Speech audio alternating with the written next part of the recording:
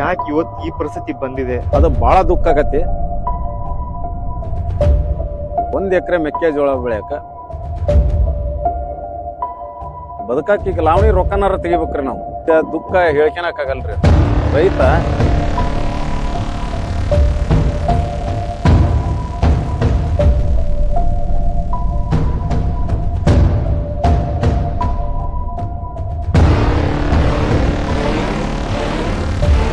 ಬಂಧುಗಳೇ ನಮಸ್ಕಾರ. ರೈತ ಈ ದೇಶದ ಬೆನ್ನೆಲುಬು, ರೈತ ಅನ್ನದಾತ, ರೈತ ಒಕ್ಕದಿದ್ದರೆ ಬಿಕ್ಕುವುದು ಜಗವೆಲ್ಲ. ಈ ರೀತಿ ಒಂದಿಷ್ಟು ಮಾತುಗಳದವು. ಇವೆಲ್ಲ ಏನಾಗಿದೆ ಅಂದ್ರೆ ಬರೀ ಮಾತಲ್ಲಿ ಅಷ್ಟೇ ಇರೋದು. ಇವತ್ತು ಹಾವೇರಿ ಜಿಲ್ಲೆಯಲ್ಲಿ ರೈತನ ನಿಜವಾದ ಪರಿಸ್ಥಿತಿ ಏನೈತೆ ಅಂದ್ರೆ ಅದನ್ನ ನೋಡ್ಬೇಕಂತಾನೆ ನಾವು ಇವತ್ತು ಈ ಸ್ಥಳಕ್ಕೆ ಬಂದಿದ್ದೀವಿ. ಇಲ್ಲೊಬ್ಬರು ರೈತರು ತಮ್ಮ 10 ಎಕರೆ ಜಮೀನನ್ನ ಅಲ್ಲಿ ಬೆಳೆದಿರ್ತಕ್ಕಂಥ ಮೆಕ್ಕೆಜೋಳವನ್ನ ಹಾಳು ಮಾಡ್ತಾ ಇದ್ದಾರೆ. ಯಾಕೆ, ಏನು, ಅದನ್ನೆಲ್ಲ ಪೂರ್ತಿ ತಿಳ್ಕೊಳ್ಳೋಣ ಅಂತೇಳಿ ಇವತ್ತು ನಾವು ಸಿಡಿನೂರು ಗ್ರಾಮಕ್ಕೆ ಬಂದಿದ್ದೇವೆ. ಏನಾಗಿದೆ ಅವ್ರನ್ನೇ ಮಾತಾಡ್ಸೋಣ, ಅವ್ರ ಹತ್ರನೇ ಆ ಸಮಸ್ಯೆ ಬಗ್ಗೆ ಒಂದಿಷ್ಟು ವಿಚಾರಗಳನ್ನ ತಿಳ್ಕೊಳ್ಳೋಣ. ಬನ್ನಿ ಅಣ್ಣ, ನಮಸ್ಕಾರ. ಯಾಕೆ, ಏನಾಗೈತ್ರಿ? ಯಾಕೆ ಇವತ್ತು ಮೆಕ್ಕೆಜೋಳ ನೀವು ಕೆಡ್ಸಾಕತ್ತೀರಿ? ಏನಾಗೈತೆ ಸಮಸ್ಯೆ? ಬನ್ನಿ ಒಂದ್ ಸ್ವಲ್ಪ ಮಾತಾಡೋಣ. ಇದು ಯಾಕೆ ಇವತ್ತು ಈ ಪರಿಸ್ಥಿತಿ ಬಂದಿದೆ? ನಾವು ಕಿರಣ್ ಕುಮಾರ್ ಗಡಿಗೋಳ ಅಂದು ಬ್ಯಾಡಗಿ ತಾಲೂಕು ಹೊಸ ಸಿಡಿನೂರು ಗ್ರಾಮ. ನಾವು ರೈತಾಪಿ ವರ್ಗದಿಂದ ಬಂದದ್ದು. ನಂದು ಸ್ವಂತದ್ದು 10 ಎಕರೆ ಇದೆ. ಅದು ತಾಳೆ ಬೆಳೆ, ಅಡಿಕೆ, ಇನ್ನಿತರೆ ದೀರ್ಘಾವಧಿ ಬೆಳೆ ಮಾಡಿದ್ದೇವೆ. ಇದು ಒಂದು 10 ಎಕರೆ ಮೊದಲಿಗೆ ಹೊಲ ಇತ್ತು. ಅದನ್ನ ಲಾವಣಿ ಹಂಗೆ ಎಕರೆಗೆ 10,000 ರೂಪಾಯಿದಂಗೆ ಲಾವಣಿ ಹಾಕ್ಯಂದು ಮೆಕ್ಕೆಜೋಳ ಬೀಜ ಬಿತ್ತಿದ್ವಿ. ಬಿತ್ತನೆ ಮಾಡೋ ಮುಂದೆ ಒಳ್ಳೆ ಹದ ಇತ್ತು. ಬಿತ್ತನೆ ಮಾಡೋ ಮುಂದೆ ನಾವು ಬೀಜ ಭೂಮಿಗೆ ಊರ್ಬೇಕಂದ್ರೆ ಇದು ಮೊಳಕೆ ಹಾಕತ್ತಿಲ್ಲ ಅನ್ನೋದು ನಾವು ವಿಚಾರ ಮಾಡಿರ್ತೇವೆ. ಆ ಪರಿಸ್ಥಿತಿ ಅವತ್ತಾಗ ತೇವಾಂಶ ಇತ್ತು.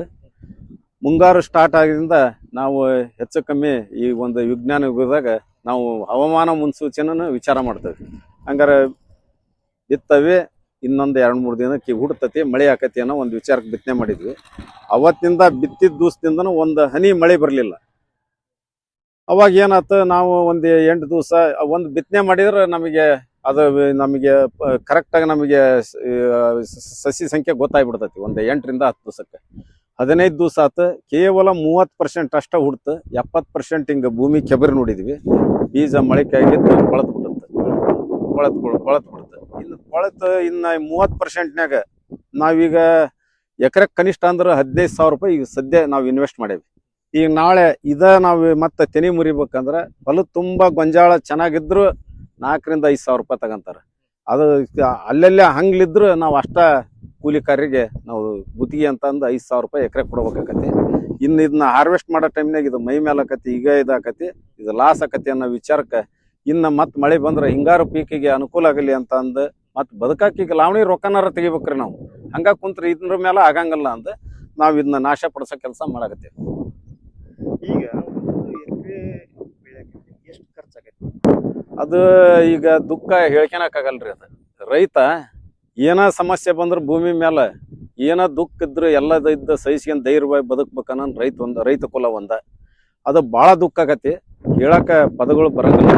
ಆದ್ರೆ ಈಗ 1 ಎಕರೆ ಕನಿಷ್ಠ 15,000 ರೂಪಾಯಿ ಬೇಕು. ನಾಳೆ ಈ ಫಸಲು ಚೆನ್ನಾಗಿ ವರ್ಣದೇವ ನಡೆಸಿದ ಅಂದ್ರೆ ಫಸಲು ಬಂತಂದ್ರೆ ಮತ್ತೊಂದು 5-6 ಸಾವಿರ ರೂಪಾಯಿ ಖರ್ಚು ಇರ್ತೈತಿ. 1 ಎಕರೆ ಮೆಕ್ಕೆಜೋಳ ಬೆಳೆಯಕ 15ರಿಂದ 20,000 ರೂಪಾಯಿ ಬೇಕು. 25,000 ರೂಪಾಯಿ ಅಂತ ಖರ್ಚು. ಈಗ ನಾವು ಸ್ವಂತ ಟ್ರ್ಯಾಕ್ಟರ್ ಇಡಕಂದ್ರೆ 15ರಿಂದ 20,000 ಬೇಕು. ಮತ್ತು ಬೇರೆ ರೈತರು ಬೇರೆ ಬಾಡಿಗೆ ತಗೊಂಡು ಹೊಡೆದ್ರೆ 25,000 ಬೇಕು. ನಾವು ಮೆಕ್ಕೆಜೋಳ ರೇಟ್ ಕನಿಷ್ಠ 3,500-4,000 ರೂಪಾಯಿ ಈ ಸದ್ಯದ್ರ ಮಾರಿದ್ರೆ 1 ಎಕರೆಗೆ 5ರಿಂದ 6,000 ರೂಪಾಯಿ ಉಳ್ಸಕಾಗತ್ರಿ. ನಾವು ಬೆಳೆ ಹೊತ್ತಿನಾಗ ಇಷ್ಟು ಖರ್ಚು ಇರ್ತೈತಿ. ನಾವು ಬೆಳೆ ಬಂದ ಮೇಲೆ ಬೆಂಬಲ ಬೆಲೆ ಇರಲ್ಲ, ಅದು ತಮಗೆ ಗೊತ್ತೈತಿ. ರೈತರ ಮೆಕ್ಕೆಜೋಳ ಬಂದು ಇನ್ನು ಕಾಳು ಮಾರ್ಕೆಟಿಗೆ ರೆಡಿ ಆಗ್ಬೇಕು, ಒಕ್ಕಲು ಮಾಡಿ ರೆಡಿ ಆಗ್ಬೇಕಂದ್ರೆ 2,500 1,200-1,300 ತಂದಿಡ್ತಾರೆ. ಎಲ್ಲ ಪರಿಸ್ಥಿತಿ ಇದು ಹಿಂಗೈತಿ.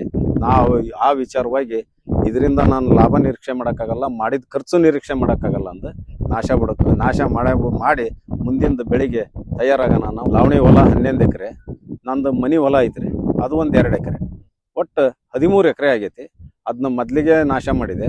ಅದು ಮೊಳಕೆನ ಹೊಡಿಲಿಲ್ಲ. ಅದು ಬೋರ್ನ್ಯಾಗ ಸ್ಪ್ರಿಂಕ್ಲರ್ ಹಚ್ಚಿ ಏನಾರ ತುಂತುರು ನೀರಾವರಿ ಮಾಡಿ ಒಂದಿಷ್ಟು ಮೊಳಕೆ ಹೊಡೆಯಂಗೆ ಮಾಡ್ಕೋಬೇಕಂದ್ರೆ ಮಳೆ ಇಲ್ಲ, ಕೊಳವೆ ನೀರು ಬತ್ತಿಬಿಟ್ಟು ಎಲ್ಲ ಸಮಸ್ಯೆ ರೀ.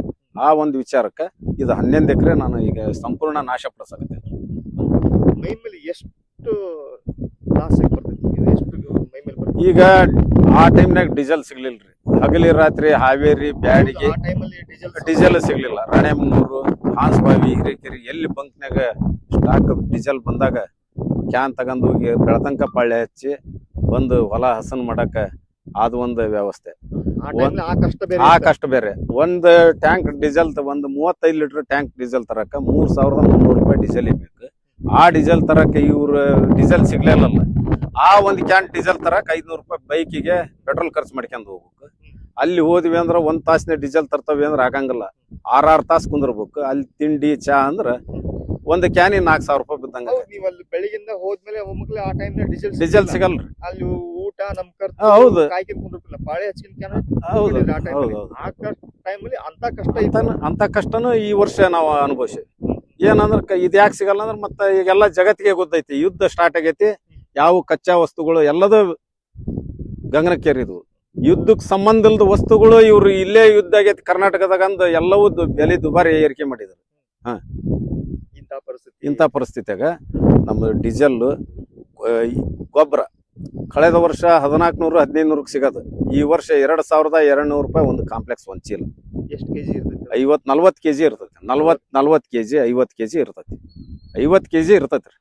2,200 ರೂಪಾಯಿ ಕೊಡ್ಬೇಕ್ರಿ. 2,200 ರೂಪಾಯಿ. ಒಂದ್ ಎಕರೆಕ್ಕ 2 ಚೀಲ ನಾವು 1 ಕ್ವಿಂಟಲ್ ನಾವು ಗೊಬ್ಬರ ಇದನ್ನ ಭೂಮಿಗೆ ಹಾಕಬೇಕು. ಮೆಕ್ಕೆಜೋಳ 1 ಪ್ಯಾಕೆಟಿಗೆ 2,000 ರೂಪಾಯಿ ಬೀಜ. 3.5-4 ಕೆಜಿ ಇರ್ತವೆ. 1 ಎಕರೆಕ್ಕ ನಾವು ಕನಿಷ್ಠ 7ರಿಂದ 8 ಕೆಜಿ ಬಿತ್ತನೆ ಮಾಡಕಬೇಕು. ಕನಿಷ್ಠ 8 ಕೆಜಿ ಬಿತ್ತನೆ ಮಾಡಿದ್ರೆ ನಮಗೆ 7 ಕೆಜಿ ಸಸಿ ಸಂಖ್ಯೆ ಸಿಗ್ತದೆ. ನಾವು 7 ಕೆಜಿ ಬಿತ್ತನೆ ಮಾಡಿದೀವಿ ಅಂದ್ರೆ 6 ಕೆಜಿ ಬರ್ತೈತಿ. ನಾವು ಏನ್ ಮಾಡ್ತಾವ 1 ಎಕರೆಕ್ಕ 8 ಕೆಜಿ 8.5 ಕೆಜಿ ಬಿತ್ತನೆ ಮಾಡ್ತೇವೆ. ಅಲ್ಲಿ ನಮಗೆ ಸರಾಸರಿ 7 ಕೆಜಿದ ಬೀಜದ ಸಸಿ ನಮ್ಗೆ ಹೊಲದಾಗ ಕುಂದಿರ್ತದ್ರಿ. ಮತ್ತ ಅದು ಈಗ ಅದು 4,000 ರೂಪಾಯಿ ಬೀಜದ್ದಾತ್ರಿ. ಅಲ್ಲಿಗೆ 4,000 ರೂಪಾಯಿ ಗೊಬ್ಬರ, ಅಲ್ಲಿ 9,500 ಆತ. ಬಿತ್ತಾಕ ಏನೈತಲ್ರಿ 1 ಎಕರೆಕ್ಕ 1,500 ರೂಪಾಯಿ ಖರ್ಚು ಐತ್ರಿ. ಟ್ರ್ಯಾಕ್ಟರ್ ಮೂಲಕ ಬಿತ್ತಿದ್ರು. ಅದಕ್ಕೆ 2 ಆಳ್ ಬೇಕು. ಆ ಬಿತ್ತಕ್ ಡೀಸೆಲ್ ಅಂತ ಬೇಕು. ಸ್ವಂತ ಗಾಡಿ ಇದ್ರ 800 ರೂಪಾಯಿ ಬರ್ತೈತಿ. ಬಾಡಿಗೆ ಹಚ್ಚಿದ್ರೆ 1,500 ರೂಪಾಯಿ 1 ಎಕರೆ ಬಿತ್ತಾಕ. ಮತ್ತ ಅಲ್ಲೇ ಆತಲ್ರಿ 15,000 ರೂಪಾಯಿ ಸನಿಯಕ್ ಬಂತು. ಆಮ್ಯಾಕ ಇನ್ನು ಕಳೆವಿಲ್ಲ, ಇನ್ನು ಅದಕ್ಕೆ ಔಷಧಿ ಸಿಂಪರಣೆ ಇಲ್ಲ, ಏನಲ್ಲ. ಈಗ ಇಷ್ಟು ಬಂತು. ಎಲ್ಲ 1 ಎಕರೆ ನಾವು ಗೊಂಜಾಳ ಫಲವತ್ತವಾಗಿ ನಮ್ಮ ಮಳೆ ಕಾಡ್ಲಿಲ್ದಂಗೆ ಇತ್ತಂದ್ರ 15,000 ರೂಪಾಯಿ ಬರ್ತೈತಿ 1 ಎಕರೆಕ್ಕೆ. ಹಾರ್ವೆಸ್ಟಿಂಗ್ 5,000 ರೂಪಾಯಿ ಬರ್ತೈತಿ. ಹಾರ್ವೆಸ್ಟ್ ಮಾಡಿ ಮತ್ತೆ ದುಂಡಗಾಗ್ತವೆ. ಅದನ್ನ ಒಕ್ಕಲು ಮಾಡೋ ಮಿಷನ್ಗೆ 1 ಕ್ವಿಂಟಲ್ಗೆ 80ರಿಂದ 100 ರೂಪಾಯಿ ಕೊಡ್ಬೇಕ್ರಿ. ಅದು ಖರ್ಚೈತಿ. ಅದು ನಾವು 25-30 ಕ್ವಿಂಟಲ್ ಬಂತಾದ್ರ ಅದು ಒಂದು ಹಾರ್ವೆಸ್ಟ್ ಕಾಳು ನಾವು ಕಾಳು ಮಾಡ್ಬೇಕಂದ್ರ 4,000 ರೂಪಾಯಿ ಖರ್ಚೈತಿ. ಅಲ್ಲಿಗೆ ಆತ 25,000 ರೂಪಾಯಿ ಸರಾಸರಿ ಖರ್ಚು ಬರ್ತೈತಿ. 1 ಎಕರೆಗೆ 25,000 ರೂಪಾಯಿ. ಹೊಲ ಹಸನುಗೊಳಿಸೋದ್ರಿಂದ ಹಿಡಿದು ಕಾಳು ತಯಾರು ಮಾಡ್ಬೇಕಂದ್ರ 25,000 ರೂಪಾಯಿ ಖರ್ಚು. ಒಬ್ಬ ರೈತನ ಕೈಗೆ ಕಾಳು ಬಂದು ಸೇರೋದಕ್ಕೆ 25,000 ರೂಪಾಯಿ. ಅದರಿಂದ ಎಷ್ಟು ಸಿಗ್ತೈತಿ? ಅದರಿಂದ 1 ಎಕರೆಗೆ ನಾ ಹೇಳಿದ್ರೆ 20,000 ಖರ್ಚು. ಇಳುವರಿ ಲಾಭ ಎಷ್ಟೈತಿ? ಈಗ ಇಳುವರಿ ರೀ 18ರಿಂದ 20 ಕ್ವಿಂಟಲ್ ಈ ಏರಿಯಾದಾಗ ಬರ್ತೈತಿ. 25-30 ಕ್ವಿಂಟಲ್ ಬರೋ ಏರಿಯಾನ ಅದಾವ ಕೆಲವೊಂದು. ಇದು ನಮ್ಮ ಭಾಗದಾಗ 18ರಿಂದ 20 ಕ್ವಿಂಟಲ್ ಬೆಳಿತೇವೆ. ಮತ್ತೆ 2,000 ರೂಪಾಯಿ ರೇಟ್ ಹಿಡಿದ್ರೆ 20 ಕ್ವಿಂಟಲ್ಗೆ ಎಷ್ಟಾತ್ರಿ? 40,000 ರೂಪಾಯಿ. ಅಲ್ಲಿ 25,000 ತೆಗಿರಿ ಎಷ್ಟು? 15,000. ಮತ್ತ ಮುಂದ ಈಗ ಇನ್ನು 5,000 ರೂಪಾಯಿ ಅದನ್ನ ಮುಂದೆ ಹೊಲ ಹಸನ್ ಮಾಡ್ಕೊಳಕ ಅದಕ್ಕೆ ಬಿಡ್ರಿ. ಅದು ಮತ್ತೆ ಫಂಡ್ ಹಾಕದ 10,000 ರೂಪಾಯಿ ಉಳಿತೈತಿ. ಅದು ನಮಗೆ 20 ಕ್ವಿಂಟಲ್ ಬಂದ್ರ 10ರಿಂದ 12-15 ಕ್ವಿಂಟಲ್ ಬಂದ್ರ ಎಷ್ಟು ಉಳಿತೈತ್ರಿ? ನೀವು ಇನ್ನೊಂದು ಪಾಯಿಂಟ್ ಓಕೆ, 40,000 ರೂಪಾಯಿ ಬಂತು, 25,000 ರೂಪಾಯಿ ಖರ್ಚು. ರೈತನಿಗೆ ಒಂದು ಪಗಾರ ಅನ್ನೋದು ಬೇಕಲ್ಲ. ಇದು ಹಿಂಗ ಹೋಗೋ ಪರಿಸ್ಥಿತಿ ನಿರ್ಮಾಣ ಆಗೈತ್ರಿ. ನಮ್ಮ ನಾಳ ಸರ್ಕಾರಗಳು ಏನದಾವಲ್ಲ, ರೈತ ಅಂತಾರ. ನಮ್ಮ ಬೆಳೆ ಬಂದ ಬೆಂಬಲ ಬೆಲೆ ಕೊಡಂಗಿಲ್ಲ. ಅವಾಗ ಏನಿತ್ತಂದ್ರ ಅವತ್ತಿನ ಪರಿಸ್ಥಿತಿ ಈ ಕಳೆನಾಶಕ ಬಂದದ್ದಲ್ಲ, ಔಷಧಿ ಇದ್ದಿಲ್ಲ, ಖರ್ಚು ಕಡಿಮೆ ಇತ್ತು. ಈಗ ಇವ್ರು ಭೂಮಿಗೆ ಮೊದ್ಲಿಗೆ ಗೊಬ್ಬರ ಹಾಕ್ತದ್ದಲ್ಲ ನಮ್ಮ ಹಿರಿಯರು, ಅವಾಗ ಖರ್ಚದ್ದಲ್ಲ, ಈಗ ಖರ್ಚೈತಿ. ಅವತ್ತಿನ ಕೃಷಿ ಮಾಡಿ ನಮ್ಮ ಹಿರಿಯರು 1 ಎಕರೆ ಇದ್ದು 5 ಎಕರೆ ಇದ್ದಾರ ಕೃಷಿ ಮಾಡಿ 5 ಎಕರೆ ಹೊಲ ಹಿಡಿದದ್ದು ಇತಿಹಾಸ ಅದಾವ ಹಿರಿಯರು. ನಾವ್ ಇವತ್ತಿಂದ ಜನರೇಷನ್ ಏನೈತಲ್ರಿ, ನಾವು ಇವತ್ತೆಲ್ಲದೂ ವಿಷ ಹಾಕಕತ್ಯಾರ. ಕಳೆನಾಶಕನ ಹೊಡಿತೇವಿ, ಗೊಬ್ಬರನ ಹಾಕ್ತೇವಿ. ಇವತ್ತು 5 ಎಕರೆ ಇದ್ದದ್ದು 5 ಎಕರೆ ಉಳಿಸಿನದ ಕಷ್ಟ ಆಗೈತಿ. 10 ಎಕರೆ ಮಾಡಕ್ ಆಗ್ತಾ ಇಲ್ಲ. ಇನ್ನೂ ಅದ್ರ 1 ಎಕರೆ 2 ಎಕರೆ ಮಾರ್ತಾ ಇದಾವೆ. ಇವತ್ತು ಒಬ್ಬನ ಒಂದು ಫ್ಯಾಕ್ಟ್ರಿಗೆ ಹೋಗ್ಲಿ, ಒಂದು ಯಾವ್ದಾರ ಗೇಟ್ ಕೀಪರ್ ಮಾಡನಿಗೆ ತಿಂಗಳಿಗೆ 10 ರಿಂದ 15 ಸಾವಿರ ರೂಪಾಯಿ ಅವನಿಗೆ ಸ್ಯಾಲ್ರಿ ಫಿಕ್ಸ್ ಆಗೈತಿ. ನಮ್ಮ ರೈತಿಗೆ ಯಾವ ಬೆಳೆ ಬೆಳೆದ್ರು ಏನು ರೇಟ್ ಫಿಕ್ಸ್ ಆಗಿಲ್ಲ. ಬೆಂಬಲ ಬೆಲೆ ಇಲ್ಲ, ಬರೀ ಇದು ಮಾಡ್ತಾರ. ಒಂದು ಬೆಂಬಲ ಬೆಲೆಯಾಗ ಏನಾರ ಖರೀದಿ ಮಾಡಕ್ ಹೋದ್ರ ಅದಕ್ಕೆ ಹಲವಾರು ಕಾನೂನು ಇಡ್ತಾರ. ನಿನಗೆ ಉತ್ತಾರ ಬೇಕು, ಅದು ಬೇಕಂತ. ಅದು ಕೆಲವೊಂದು ಏಜೆಂಟ್ರ ಪಾಲಾಗಿ, ವ್ಯಾಪಾರಸ್ಥರ ಪಾಲಾಗಿ, ರೈತರ ಹೆಸರಲ್ಲಿ ಅವರ ಉತ್ತಾರ ಆಗಿರೋದು ವಾಸ್ತವ ಎಲ್ಲ ರೈತರಿಗೂ ಗೊತ್ತೈತಿ, ಎಲ್ಲ ತಿಳಿದದ್ದು ಐತ್ರಿ.